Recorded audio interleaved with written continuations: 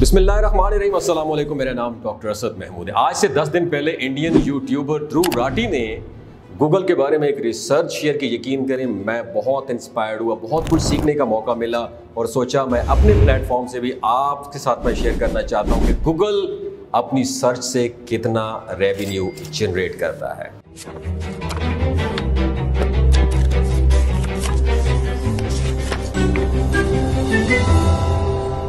दोस्तों, क्या आप जानते हैं कि गूगल पर हर दिन 8.5 बिलियन से ज्यादा गूगल सर्चेस किए जाते हैं।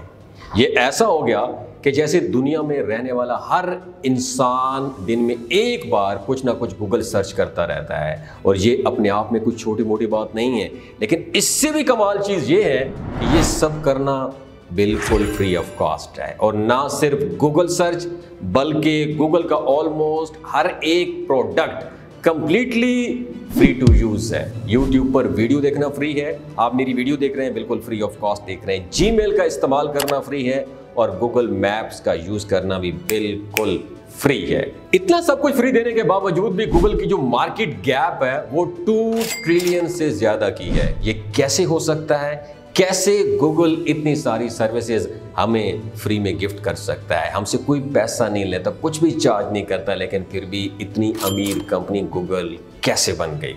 आइए समझते हैं दोस्तों, इंटरनेट की सबसे फेमस कंपनी का बिजनेस मॉडल आज की इस वीडियो में। जुड़े रहिए मेरी इस वीडियो के आखिर तक। दोस्तों, आपने अक्सर सुना होगा कि कैसे आज के दिन हम फोटोकॉपी मशीन को जीरोक्स मशीन और वाइट ग्लू को फेविकॉल कहते हैं और एडहेसिव बैंडेज को हम बैंडेड कहते हैं। जब भी कोई कंपनी, याद रखिए दोस्तों, अपनी फील्ड में इस तरीके से डोमिनेट करती है तो उसके नाम ही को उसके काम के साथ एसोसिएट किए जाने लगता है। इसी तरीके से इंटरनेट सर्च करने को आज के दिन में क्या कहा जाता है कि इसको गूगल करो। इसी गूगल सर्च की शुरुआत पता है कब हुई थी? 1998 में हुई थी, एक कॉलेज प्रोजेक्ट के तौर पर।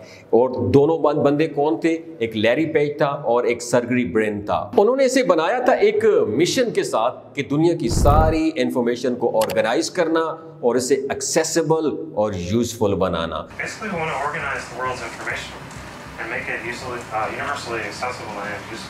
और शुरुआती दिनों में गूगल सिर्फ एक सिंपल सा सर्च इंजन था और इंटरनेट पर सर्च करने के लिए एक बड़ी सिंपल सी वेबसाइट थी।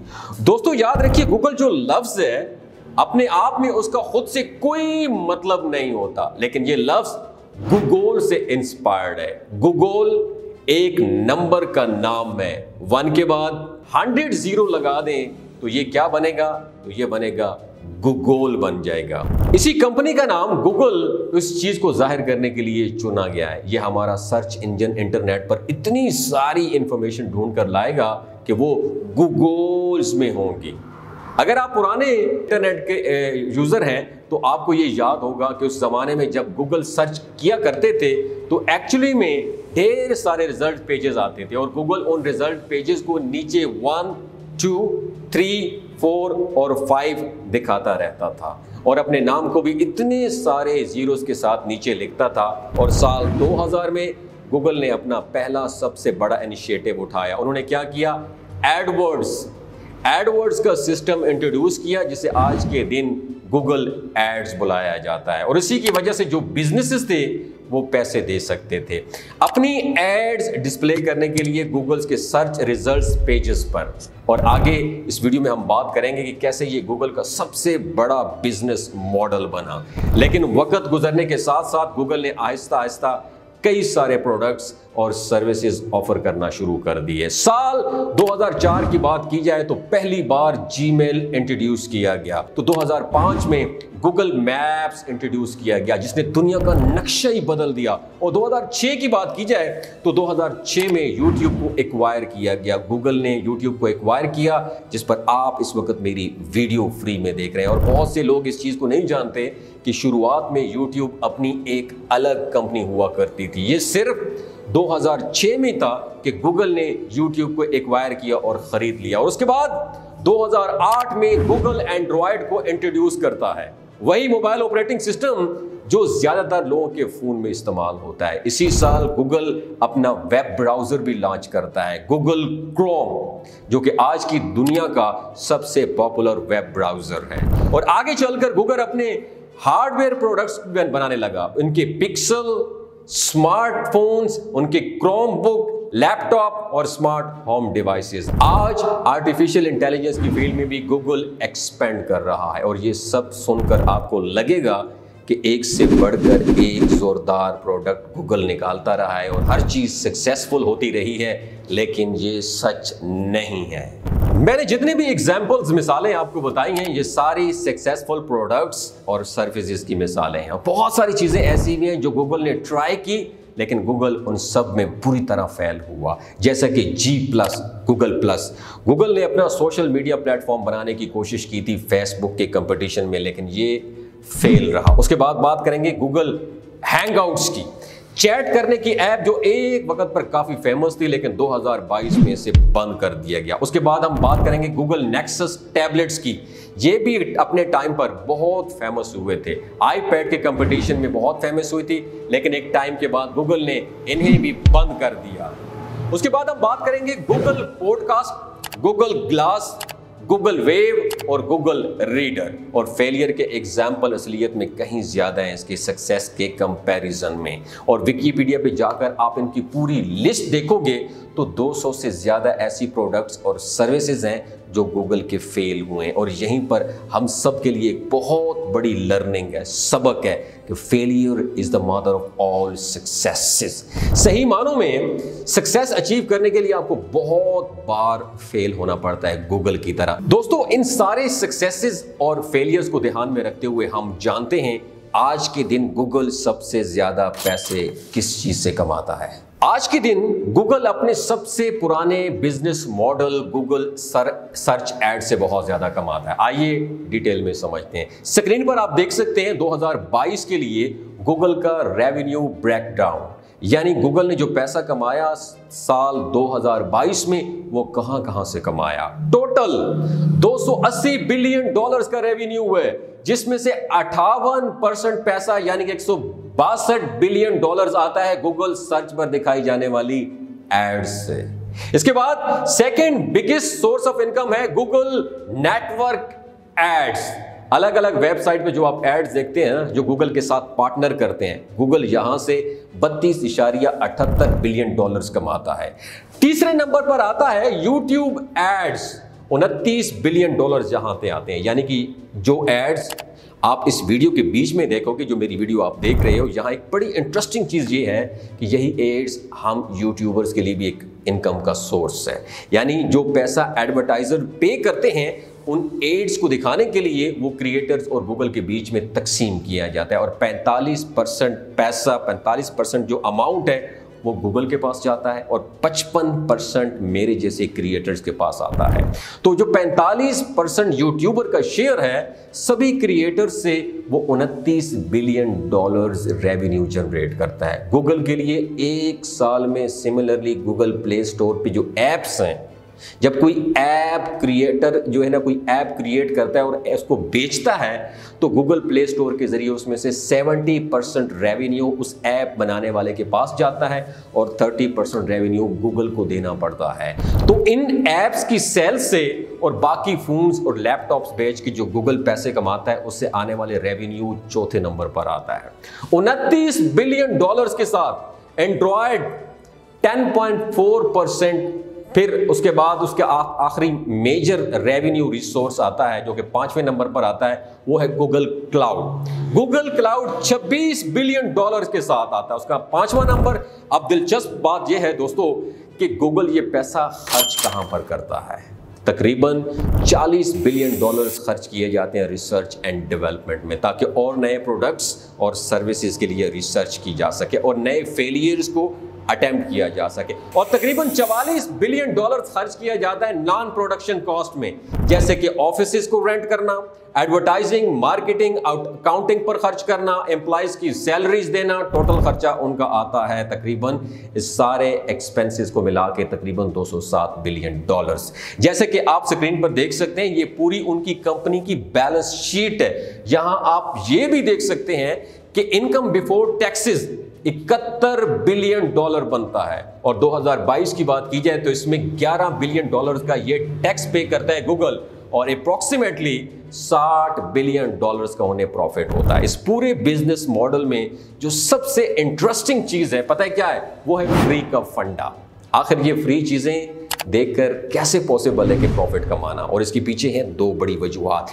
पहली वजह जो है दिमाग की खिड़कियों को खोल के सुने, वो है फ्री चीजें सारी कंप्लीटली फ्री नहीं होती हैं। बेस लेवल प्रोडक्ट्स फ्री होती हैं, लेकिन अगर आपको प्रीमियम सर्विस चाहिए तो आपको पैसे पे करना पड़ते हैं। ये एक बड़ी कॉमन बिजनेस स्ट्रेटेजी है, जिसे प्रीमियम नहीं, जिसे फ्रीमियम मॉडल कहा जाता है। फ्री प्लस प्रीमियम, और बहुत सारी कंपनीज इसको इस्तेमाल भी करती हैं। स्पॉटिफाई का नाम सुना होगा, लिंक्डइन का नाम आपने सुना होगा, जूम का नाम सुना होगा, अब तो ट्विटर भी इसका इस्तेमाल करता है। उसके साथ साथ अभी फेसबुक भी इसका इस्तेमाल करता है ब्लू टिक हासिल करने के लिए। सिंपली अल्फाज में कहा जाए कि ये जो बेसिक चीज होती है वो आपको फ्री में दी जाएगी, लेकिन अगर आपको प्रीमियम सर्विस चाहिए तो उसके लिए आपको पैसे पे करना पड़ेंगे। जैसे कि जीमेल इस्तेमाल करना फ्री है, लेकिन इसकी स्टोरेज की लिमिट है 15 GB की। इससे ज्यादा अगर स्टोरेज आपको चाहिए तो उसको आपको पैसे पे करने पड़ेंगे। गूगल ड्राइव इस्तेमाल करना बिल्कुल फ्री है, लेकिन इसकी स्टोरेज लिमिट है 15 GB से ज्यादा आपको चाहिए तो आपको पैसे पे करना पड़ेंगे। यूट्यूब पर वीडियोस देखना फ्री है, लेकिन बीच में जो एड्स आते हैं, अगर आप एड स्किप करना चाहते हैं, नहीं देखना चाहते हैं, आपको हटाने हैं, तो उसके लिए आपको पैसे पे करना पड़ेंगे। यूट्यूब प्रीमियम खरीदना पड़ेगा, और ये प्रीमियम मॉडल जो है बड़ा सक्सेसफुल मॉडल है, क्योंकि ये ट्राई बिफोर बाय वाला मॉडल है। इसका मौका देता है कि आप प्रोडक्ट को ट्राई कर सको, और अगर आपको पसंद आए तो उसके बाद आप उसको पैसे पे कर सको। लेकिन गूगल के केस में बड़ी इंटरेस्टिंग बात यह है कि ज्यादातर लोग फिर भी इनकी पेड सर्विसेज का इस्तेमाल नहीं करते, और 95% लोग जो यूट्यूब को मेरे समेत देखते हैं उन्होंने प्रीमियम कभी खरीदा ही नहीं होता, और 95% लोग जो जीमेल या गूगल ड्राइव का इस्तेमाल करते हैं वो पैसे पे नहीं करते। इसलिए नहीं, लेकिन फिर भी गूगल अपना मेजॉरिटी रेवेन्यू फ्री वाले सर्विसेज कमा लेता है। और यहां आता है हमारा दूसरा रीजन, और उनका है वो कलेक्शन, कि वो कलेक्शन कैसे करते हैं। जितनी ज्यादा फ्री सर्विसेज का हम इस्तेमाल करते हैं उतना ही ज्यादा गूगल के पास हमारे ऊपर डेटा अवेलेबल होता है। हर एक चीज जो हम गूगल पर सर्च करते हैं, हर एक वीडियो जो हम यूट्यूब पर देखते हैं, हर एक ईमेल जो हम भेजते हैं किसी को, और इस सारे डेटे को एनोनिमसली कलेक्ट किया जाता है और टारगेटेड एडवर्टाइजिंग के लिए इस्तेमाल किया जाता है। आपने ये चीज खुद भी होते हुए देखी होगी कि अगर आप यूट्यूब पर किसी हेल्दी रेसिपी के बारे में सर्च करोगे तो गूगल पर वेबसाइट सर्च करते वक्त आपको एड्स आने लगेंगे, हेल्दी टिफिन सर्विसेज या न्यूट्रिशनिस्ट की। अगर आप गूगल पर दुबई के होटल्स के बारे में सर्च कर रहे हो तो आपको एड्स आने लगेंगे दुबई टूरिज्म की, दुबई की अलग अलग टूरिस्ट अट्रैक्शंस की। गूगल एक बहुत ही बड़े एडवांस मशीन लर्निंग एल्गोरिथम का इस्तेमाल करता है टारगेटेड एड्स दिखाने के लिए, और सिर्फ यही एड्स नहीं बल्कि नॉर्मल सर्च रिजल्ट्स दिखाने के लिए भी गूगल पर एक बहुत बड़े कॉम्प्लेक्स एल्गोरिथम का इस्तेमाल किया जाता है। आपके कुछ सर्च करने पर कौन सी वेबसाइट्स ऊपर दिखेगी, सर्च इंजन में कौन कौन सी वेबसाइट्स नीचे दिखेगी, और कैसे अपनी वेबसाइट्स को ऊपर एसईओ करके रैंक कराना है, ये चीज आज के दिन अपने आप में एक अलग साइंस बन चुकी है। इसे कहा जाता है SEO यानी सर्च इंजन ऑप्टिमाइजेशन। अब पेड एड्स के टॉपिक पर वापस आते हैं हम। इस चीज को बेहतर समझने के लिए एग्जैक्टली गूगल एड टारगेटिंग कैसे करता है, आपका एज ग्रुप क्या है, अब आप आदमी हो या एक औरत हो, मेल फीमेल हो, आप किस मुल्क में रहते हो, किस शहर में रहते हो, किन चीजों के बारे में आप सर्च करते हो, क्या चीजें आपको पसंद है, इन सारी चीजों के बेसिस पे आपका एक प्रोफाइल बनता रहता है। और दूसरे प्रोस्पेक्टिव से जो एक एडवर्टाइजर होता है वो इन सारी चीजों को चूज कर सकता है। आपका एक छोटा सा बिजनेस है कपड़े बेचने का या चश्मे बेचने का, और आप चाहते हैं कि आपकी एड 18 से 25 साल की लड़कियों को शो हो जो स्पेसिफिकली NCR के रीजन में रहती हो, तो ये चीजें आप चूज कर सकते हैं। और फिर आप कुछ कीवर्ड चूज कर सकते हैं जैसे कि सनग्लासेस या साड़ीज वगैरह, और गूगल का काम यहां पर बन जाता है एक एडवर्टाइजर को अपने यूजर से मैच करने का। अगर आपका एज ग्रुप, रीजन और जेंडर मैच हो रहा है और आपने गूगल सर्च पर सनग्लासेस से कोई रिलेटेड वर्ड आपने सर्च किया, या यूट्यूब पर आपने इससे कोई रिलेटेड वीडियो देखा, जैसे कि आपने किसी सनग्लासेस का रिव्यू आपने देखा है, तो गूगल को पता लग जाता है फौरन कि इस ऐड के लिए आप टारगेट कस्टमर हो और आप गूगल आपको ये ऐड हर सूरत में दिखाएगा। ये बहुत ही सिंप्लीफाइड एक्सप्लेनेशन है, लेकिन मोटे मोटे तौर पर गूगल ऐड इस तरीके से काम करती है। थोड़ा कंप्लिसिट्स में पेचीदगी में जाएं तो पता चलेगा कि एडवर्टाइजर के बीच में भी कंपटीशन बहुत होता है। तो एड्स की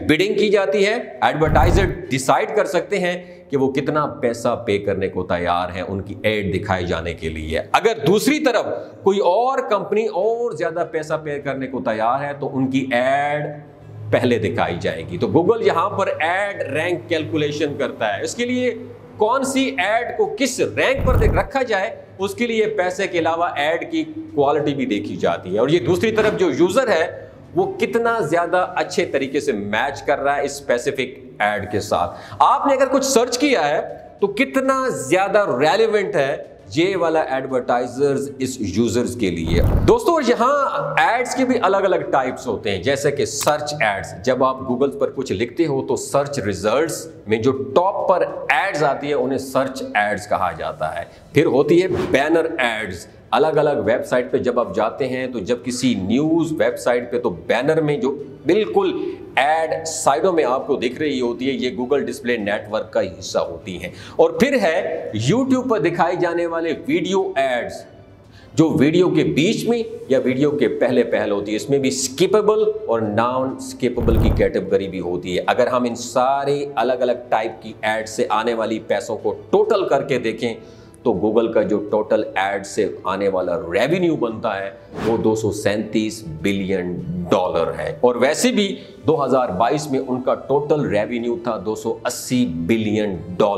तो 280 में से $237 बिलियन तो सिर्फ उन एड से कमाता है गूगल। तो इन चार्ट को देखिए, साल भर आप इस चार्ट को पूरा साल देख सकते हैं कि गूगल का एडवर्टाइजिंग रेवेन्यू कितना था। ऑलमोस्ट एक्सपेंशियल ग्रोथ बहुत यहां पे आपको देखने को मिलेगी। पिछले 20 सालों से ये रेवेन्यू बढ़ता ही रहा है और 2020 से 2021 में आप देखेंगे कि बहुत बड़ा इसने जंप किया है। और ये किस वजह से था? ये कोविड की वजह से था। ज़्यादातर लोग अपने घरों में बैठकर इंटरनेट पर टाइम पास कर रहे थे, ज़्यादा एड्स देखी जा रही थी और ज़्यादा एडवर्टाइजर एड्स पर पैसा खर्च कर रहे थे। तो गूगल का रेवेन्यू इतना बढ़ गया।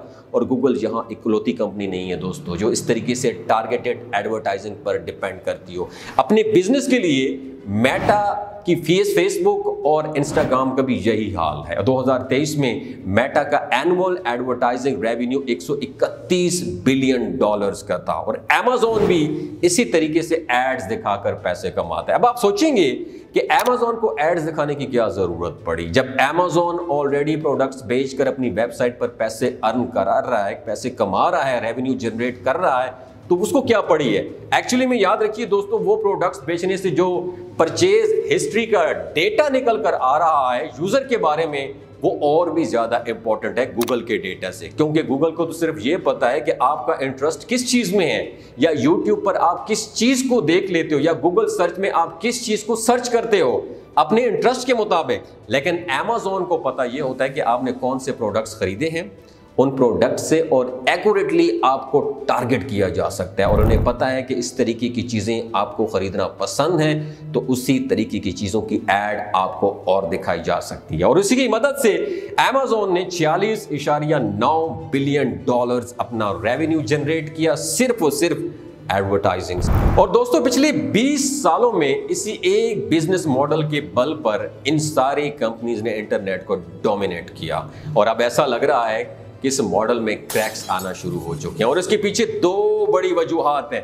पहला तो यह है कि प्राइवेसी कंसर्न। लोगों को फिक्र होती है कि क्या क्या चीजें गूगल को आपके बारे में पता है, आप क्या खाते हैं, कहां रहते हैं, कहां काम करते हो, इवन किन डिजीजेस से आप सफर कर रहे हो, सफर फ्रॉम डिजीजेस। क्योंकि अक्सर लोग गूगल सर्च करते हैं उन चीजों के बारे में कि आप की रिलेशनशिप्स जो जिनके साथ आप हैं, किन प्रॉब्लम्स को आप फेस कर रहे हैं अपनी जिंदगी में। Well, I think Google does have more information than Facebook does. I don't know that it's a bad thing. I think it helps make the product better. और 2023 की इस खबर को देखें कि गूगल ने $93 मिलियन का फाइन पे किया था। कैलिफोर्निया की स्टेट को क्यों किया था? क्योंकि गूगल यूजर्स की लोकेशन को ट्रैक कर रहा था, इवन के यूजर ने लोकेशन हिस्ट्री को ऑफ कर रखा था। जैसे जैसे लोगों में अवेयरनेस बढ़ रही है, प्राइवेसी को लेकर अगर अवेयरनेस बढ़ रही है लोगों में, तो लोग कम इंफॉर्मेशन शेयर करते हैं इंटरनेट पर, और जितनी ही कम इंफॉर्मेशन इन वेबसाइट के पास जाएगी उतनी ही खराब रहेगी इनकी एड टारगेटिंग। और अगर एड टारगेटिंग खराब है तो एडवर्टाइजर्स इतने पैसे खर्च नहीं करना चाहेंगे, जिसके उनका रेवेन्यू पर असर पड़ेगा। और दूसरी प्रॉब्लम उससे भी ज्यादा बड़ी है, और एक फेमस कहावत है जो आपने अक्सर सुनी होगी कि don't put your all eggs in one basket.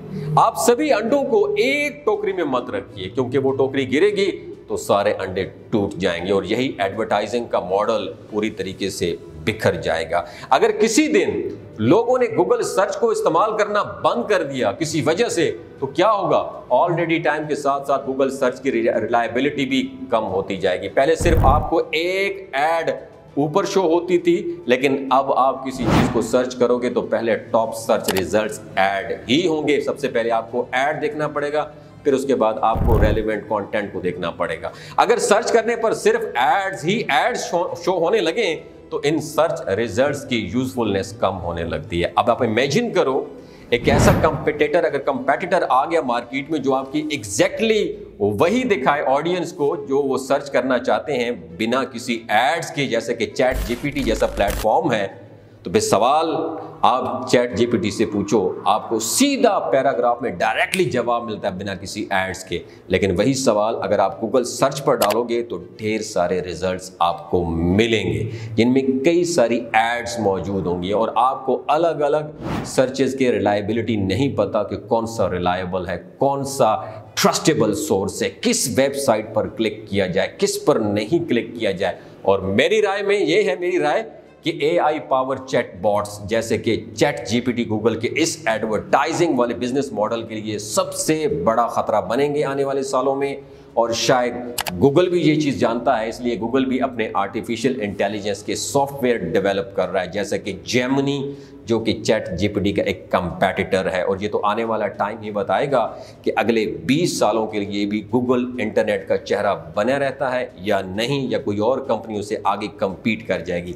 लेकिन ये चीज़ फॉर श्योर है जो कि कंपटीशन है उन अलग अलग कंपनीज के बीच में, एक कंज्यूमर के लिए, आपके लिए और मेरे लिए, हम लोगों के लिए बहुत ही अच्छी बात है कि हमें बेटर सर्विसेज और प्रोडक्ट जरूर मिलेंगी। दोस्तों, अगर ये वीडियो अच्छी लगी हो, ध्रुव राठी को जरूर सपोर्ट कीजिएगा। मैं भी ध्रुव राठी को सपोर्ट करता हूं। इंशाल्लाह ध्रुव राठी का ये कंटेंट इंशाल्लाह आपके साथ मैं रिपर्पस जरूर करता रहूंगा। अपनी और अपने साथ जुड़े रिश्तों का ख्याल रखिए। अल्लाह हाफिज।